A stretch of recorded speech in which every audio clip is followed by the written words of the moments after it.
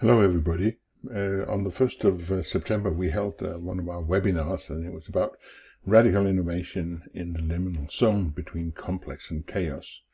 We did record it, but unfortunately the first few minutes were a bit garbled, so here's a retake. I'm trying to make up for that mistake. So what we were keen on that evening was to see how things would behave when we want radical innovation.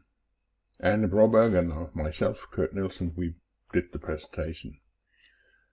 What we're looking at here is, again, derived from our old friend Dave Snowden and his communication and talk about the zone between complex and chaos, a liminal territory, a little bit of both, and we call it the zone of radical innovation.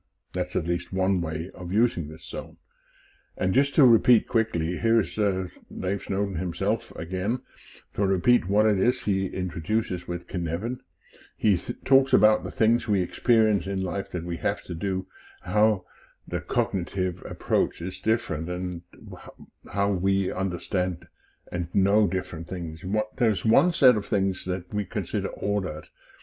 Cause and effect unknown.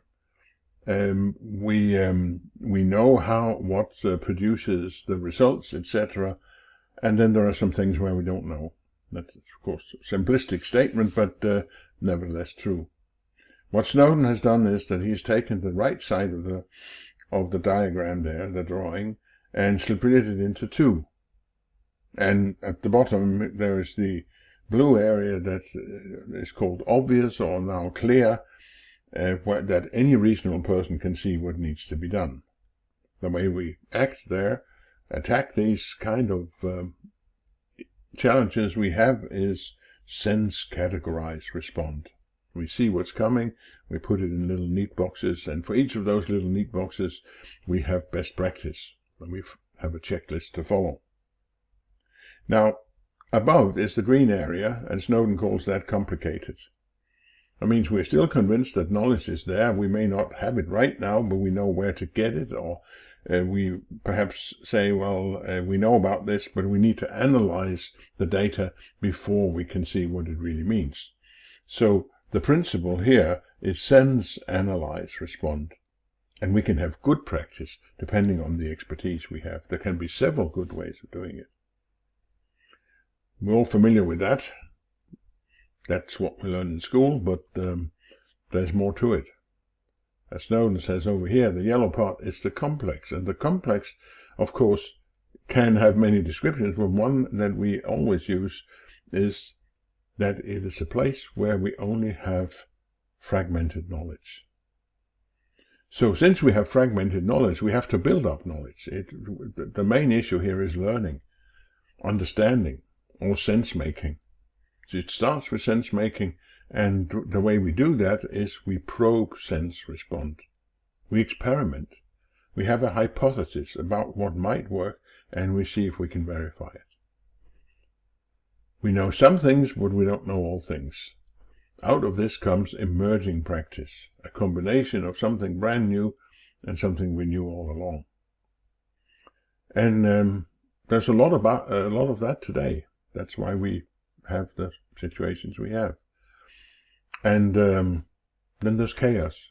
And chaos is where we really don't know.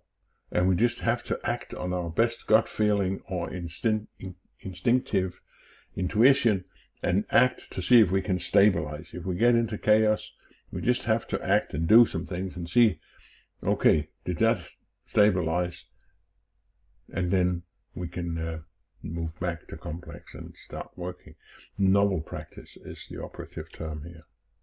In the middle, Snowden has added disorder, which is the place where we are when we don't know where we are. And cynical as he is, he says, frankly, that's where we are most of the time, because we haven't thought about it. And then we just assume something, and quite often we use the wrong tools then. Over here to the right, traditional planning is fine, because we have stable knowledge, slow-moving objects. We know what it is, and we can make a plan. Up here, between complex and complicated, that's the territory of Agile and Scrum. that's where that shines, because we experiment and we run short iterations, etc., to work the Scrum way. And down here, between complex and chaos, that is where we talk about things like radical innovation, and in many cases you could include design thinking as a way of working here. That's where you drop down into a shallow dive into chaos, as Snowden called it. You dip your toes, but you're still able to pull back. Finally, there's the zone of complacency, which is like a cliff where all the other transitions are kind of soft. Here's like a cliff you can fall down on from obvious into chaos.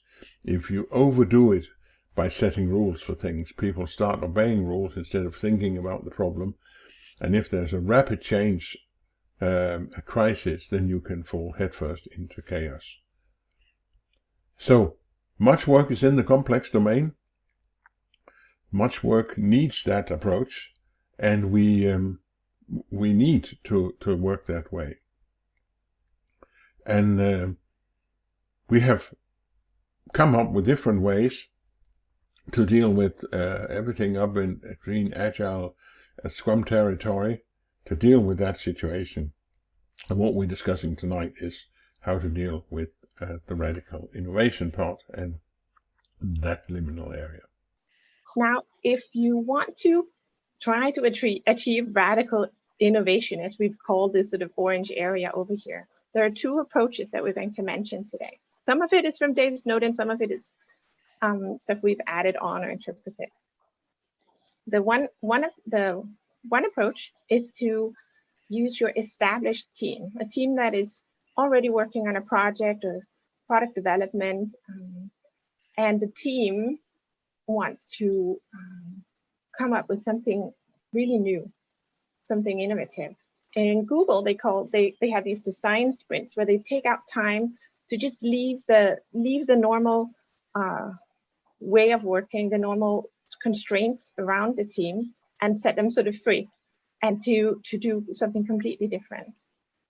The thing that happens if we reduce and relax constraints, sometimes we start to think in a new way.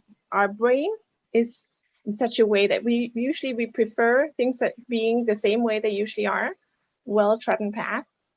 But if we make like deliberate movements to take ourselves out of the way we usually work, and release these constraints, then new solutions might appear. The other way is to create a transient team. A transient, for those of you who are maybe not English speakers, it means like a team that is only there for a time.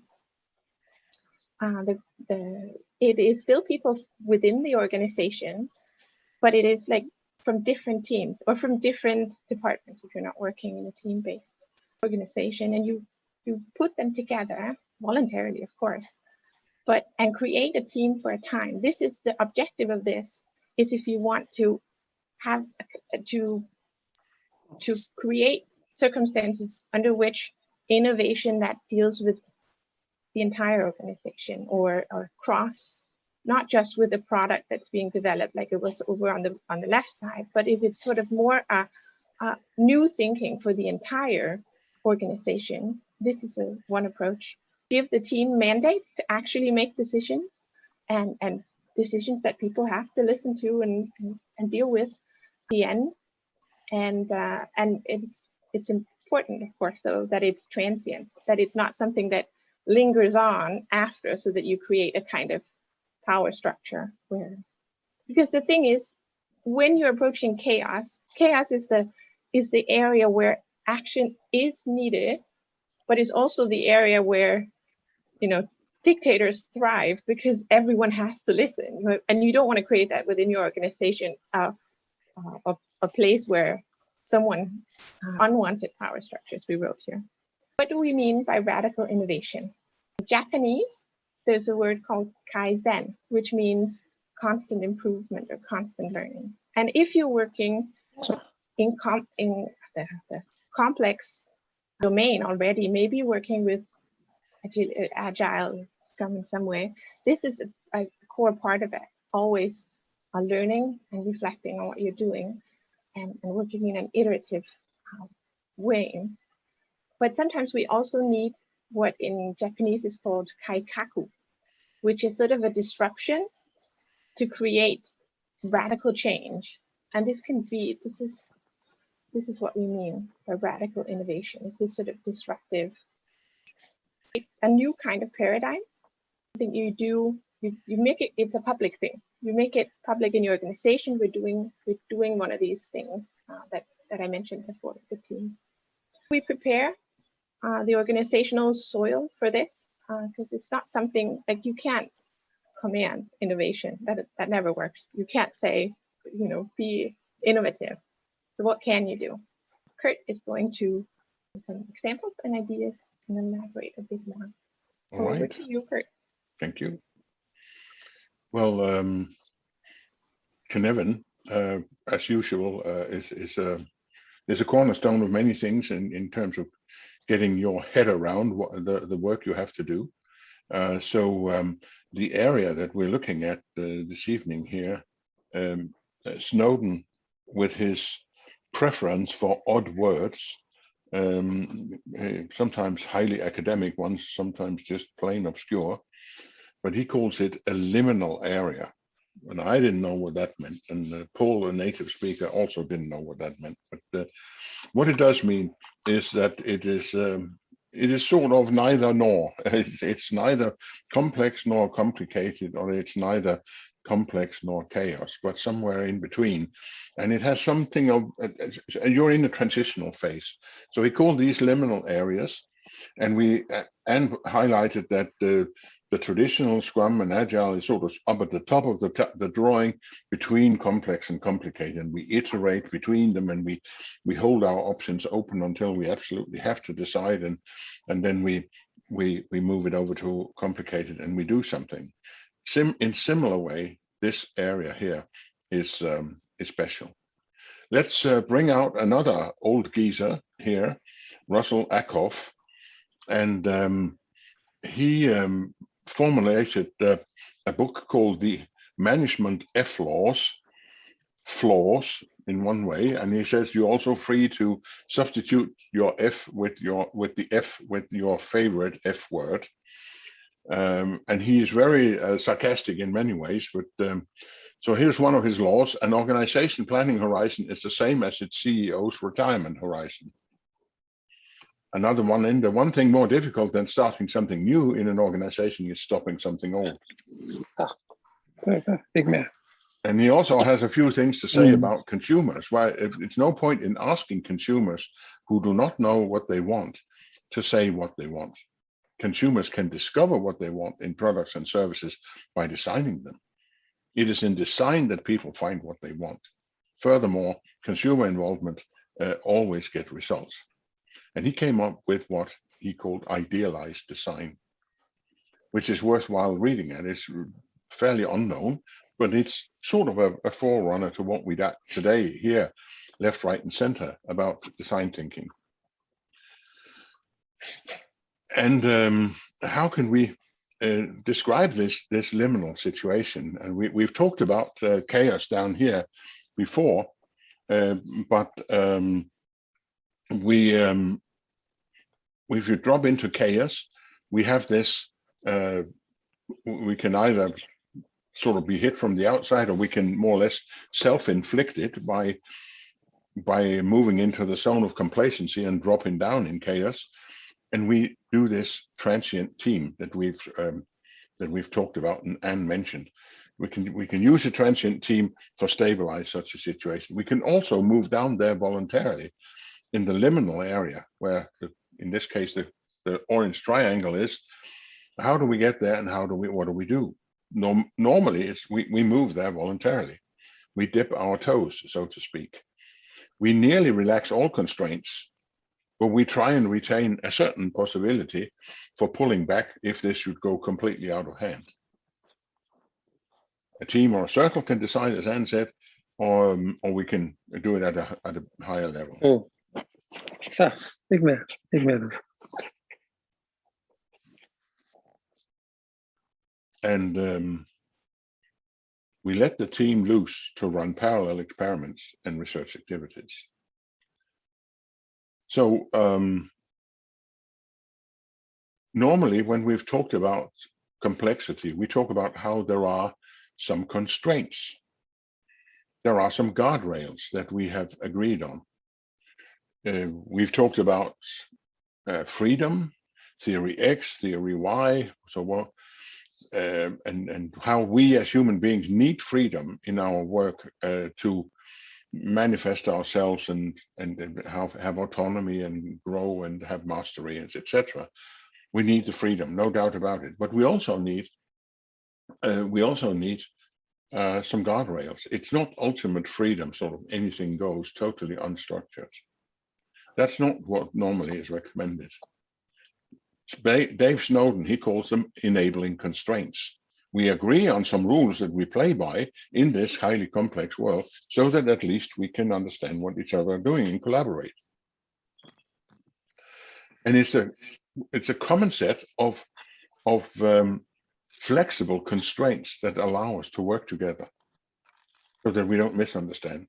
But it's important that they are flexible. They shouldn't be hard, and because if they are hard, they're brittle, and they break. They tend to break. So that's why we have in Scrum we have these constraints about the roles and the sprints and the meetings and the artifacts, but they're not meant to be sort of hard rules to be followed, because then they break. Working agreements, rules of engagement, guardrails, call them what you want. But we also need the checks and balances, so that we have some structures and agreements to handle disagreements, and another set of guardrails from focusing on that nobody sort of just goes off with all the power, or someone just decides to slack off and not contributing. There are also checks and balances there. So what is it now? Instead of guardrails, when we move into the radical innovation zone, the liminal zone, we lower the guardrails. The guardrails that you see on the upper picture sort of go down, and we're over the cliff here. Not free fall, but instead we reserve safety ropes. So there are still some constraints. That they're weak in the sense that there are less of them, definitely. But we still need to make sure that the people who are sent over the cliff on this expedition have the necessary psychological safety. And the other thing is that we also want to be able to pull them back should it be that they are completely in the void and nothing is happening or everything goes wild. We still reserve the right to sort of pull them back up and say, well, I think we stop this now. But that's the radical innovation zone. Snowden calls it different things. He calls it a shallow dive into chaos.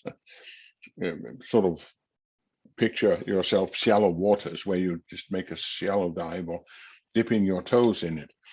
But you are not completely engulfed in it. So that's what it is.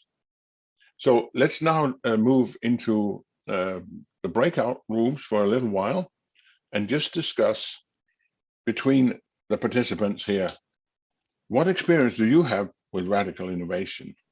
When did it work? When not? Some strategies you can recommend. Maybe you have an idea of what kind of safety ropes should we have. I don't know. We don't know. We're not expert on this. In fact, you get to do this very, very few times in a lifetime. So we would really like to know from everybody and learn from everybody in this. So let's do that. I will just try and speed up because after this discussion here, so let's get into some of the depth of it. And we said hello to Mr. Eickhoff a little while ago, and his story was what made him go to idealize design and formulate that was really an experience back in, I believe it was 51, in one of the Bell laboratories where they were looking at innovation.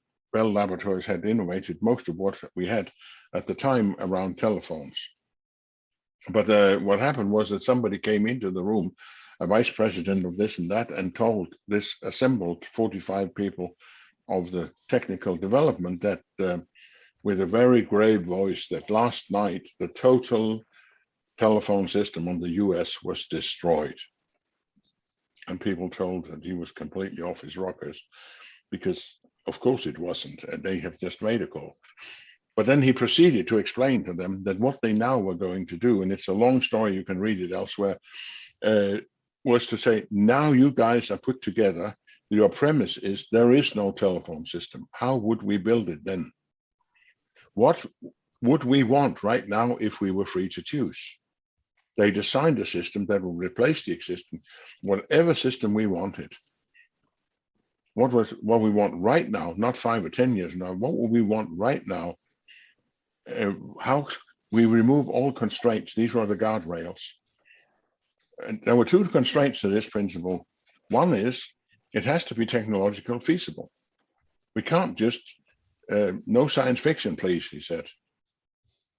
And he said another thing also, if you want people to think outside the box, remove the damn box. And that's what they do with the constraints. So technological feasibility, no science fiction. There's no such thing as time machines or anything. Operational viability, it has to be possible to work in our current environment, including our current system of laws. And then the requirement that it must be based on learning and adaptation. It must be able to have a certain flexibility about it. That's the idealized design that Eickhoff introduced, and in many ways is still with us and recommendable if you want to dive into that territory of radical design. There are other methods and patterns to consider. Some of them we've talked about, and we won't repeat all that, but some of you are familiar with the future backwards exercise or teamwork principle that Snowden has presented. Try to identify where are we now? How did we get here? Where would we really like to have been? Where would we really hate to have been? And could we come up with some plausible events that would have brought us there? And then any ideas for moving in the right direction. As Snowden calls it, we are looking for the evolutionary potential in the present. And that can be small steps, Kaizen. It can also be the larger ones, Kaikaku. We can use Mr. Boyd here, John Boyd, his OODA loop, to help us, guide us in this, where we observe, orient, decide, act. And because we do it very, very quickly in this territory here, series of parallel experiments, we need to think a little bit like him of fast feed forward, fast feedback, and sometimes directly implicit intuitive control and feed forward from the orient phase. Again, that's a long discussion in its own. His briefing on how to do this took approximately 16 hours in one go. So we'll not go there. We can also look at design thinking, which a lot of people are familiar with. Stanford has this design school where they go through the 5 phases of empathize, define, ideate, prototype, and test. And these are all valid ways of trying to get something done in this territory that we have been looking at here. And you can illustrate it. You can do the same thing as you do with other work. You can, but I would certainly always recommend is to keep a certain cadence of retrospective and review to keep the learning circle going fairly structured, even in this case, if you can. And you can find, I would assume, then the next 5 or 10 ideas about how to achieve this. It's a field where a lot of people have ideas, obviously. But let's move a little bit further on, because I need to finish this so that Anne can round it off. Why is this so hard to keep going? Failure, that is so closely related to innovation, you can't really separate it, Amy Edmondson says. And one of the things we would like to, here's another one, Deming, innovation comes from people who take joy in their work. One of the things we would really like to point out is Daniel Kahneman and his book, Thinking Fast, Thinking Slow, where he talks about system 1 and system 2. We don't have a physical system up here, 1 and 2, but we act like that. We have some instant automatic reactions, intuitively unconscious mostly, and then system 2 is where our conscious thinking and rational behavior is. And we quite often fail to engage system 2. And because it's hard work. So it's really hard work to use system 2. It's, the brain is the most energy hungry of all our organs, and you can actually measure it on the blood sugar, how it falls when people have to concentrate. He has a long list also of, he calls the king of human error. He has a long list of his cognitive biases that we get caught up in. And some of them actually are there. Well, it's very easy to let them prevent our radical innovation because it's so easy to fall away from it. We won't go into detail with the cognitive biases, but just point back to him and then try and sum up and says, why is it that we have this natural tendency to preserve status quo? We have a tendency to sort of move clockwise in the Canevin diagram. The first one is in fact scary. It's because we're lazy. Our brain is lazy. It's not that we are cognitive, we're sort of consciously lazy, but it's our brain is lazy. It requires much less energy to operate on rules that be actively engaged in sense making. It's hard work to be over in the complex. And therefore, it's much easier to rely on rules. That's why every system has a tendency to drift towards being rule-based. We gravitate towards the lowest state of energy drain until we get a pushback from environment. But if the reason that many organizations today don't want to engage in the agile principles is really because they don't have to. They are too comfortable with the current situation. As one client recently said, well, the fact is there's actually money enough. Why should we bother? Why should we run the risk of failing? Fear of loss is greater than hope for gain. The conservative bias, whenever we get new evidence, we don't change our views as much as we really should. Substitution bias, we get a complex question, but we'd rather answer a simple one. And for all of those reasons, we gravitate towards the right side of the diagram. And then, of course, there are situations where there's fear in an organization. And then nobody wants to be innovative. Because as Russell Ackoff said in his cynical way, sins of commission are punished. That the things we do are punished. Sins of omission, the things we don't do, are not. Hence, the safest bet is to do as little as possible. That's a good strategy for preserving your job in any hierarchy. Just don't get caught. Now, I promised you a little literary review, and I'm going to be short here, but here's one of my great heroes, Northcote Parkinson, of all things. And some of you have come across Parkinsons Law, perhaps. Here it is, the book, famous book. I have it here. It's one of my treasured possessions, one of the original books. Civil servant, appeared in '95. His original claim is that in any hierarchy, the number of employees grows with a fixed rate based on when people think they need a subordinate. It is between 5.17 and 6.56, according to him. Now, you don't really know whether he's serious or he's joking, but it's somewhere in between. He also introduced what he called inyelitis or palsy paralysis that can happen in an organization. You can read more on the link here. How an organization can descend into a sort of coma of neglect and smugness, the opposite of innovation. And he says in this stage, you can even detect the disease over the telephone by the bored and unenthusiastic way the phone is answered. In the end, there's only one way, and that is to restart. not even reuse the furniture.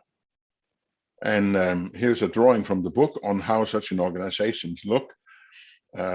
Mess everywhere, out of order, broken glass, very, very unattractive reception person, etc. And try and have a look at that. What he says is only if an organization has reached that point here, only when the site is a blackened ruin can we feel certain that the germs of the disease are dead. So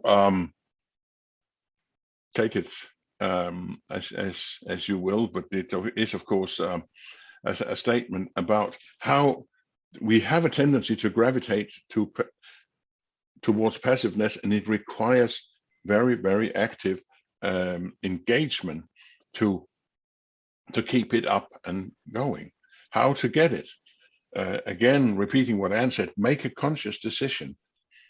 Clearly, this is the beginning and the end of it. Here is the initiative. That it's very clear that we have now decided to do this, and we almost make a ceremony out of it. Be prepared to require a constant infusion of energy. This costs a lot in terms of mental energy. And unleash people. Lower the usual guardrails. Just give them safety ropes and ask them what kind of ropes it is they need. Let them define how they will run this sort of tight, parallel experimentation research. How will they provide transparency? How will they get feedback? How will they collect learning so that it's not lost? Define a stable enough proposal to move back to operation. So that would be my statement about how to get there, how to do this, and of course all these three main points are important. And then I think you would take just a quick the rest ones. Is that all right? Yes, I'm taking over the screen. I just want to share with you now, where we're almost at the end, a little bit about Agile in-house services and also the upcoming next webinar. So at Agile in-house, we aim to help people get more value out of their efforts. And we do that through teaching, coaching, and making tools. And on this slide, you see two of our services. We have courses. We have both online and physical courses. And you can find them at agileinhouse.com. And we also have, we also make tools. And by far the biggest tool that we've made is Agamba. It's an online workflow tool. And it is very much for working with complex work. I will just show you a little bit about it. So Agamba is for working with projects or product development. And if you are working if you're trying to work this way we talked about today with radical innovation, two things you might need to still make some kind of structure of what you're trying to do is two features we have in Agamba. One is road mapping. It's not making a big upfront plan, but putting in the things we know, that the time constraints we already know, or things we're guessing at. Where do we need to be when, just to get an image of longer term ideas and where we want to go, mapping it out and getting everyone's focus on the same kind of roadmap. And the other thing you can do is story mapping. And in Agamba, we have a really quite dynamic story map where you can map out your ideas, break down things, work with it. It's not something to make a static image, but it's really a tool to work with to figure out both what do we want to do, how do we do it, why do we do it, connect these the boxes you see over on the left, the stories and epics, connect them to why are we doing this, and for who are we doing this, so we don't lose track of what are the reasons. In that way, you can create a mutual understanding of how ideas and deliverables are connected. And this understanding, these different kinds of overviews is really powerful when you want to work together to achieve value. And the Gemba is not just used for mapping out ideas and creating roadmaps. It's also used for the entire team. It's used by whole organizations to carry out these ideas into execution. It has task boards and the same work, of course, appears in different ways when you work with it. So it bridges the gap between planning and execution. If you would like to try a free trial, you can write to support at agileinhouse.com, and we would love more reviews from new users. So here's a little offer for you today, that if you would like a free trial and to write a little review about your experience, you also achieve a discount on one of our courses. Now, if you have been, thanks for listening. And before I take questions, I just want to show, I realized I put them in the other order, that don't miss our next webinar, where Tom Meller, who I think you're here today, also is speaking about design thinking, lean thinking, and system thinking, and how to join that together or incorporate all those things. So thank you very much for listening. I see that we hit it right at 8 o'clock in Denmark, at least. So I'm kind of proud of that. And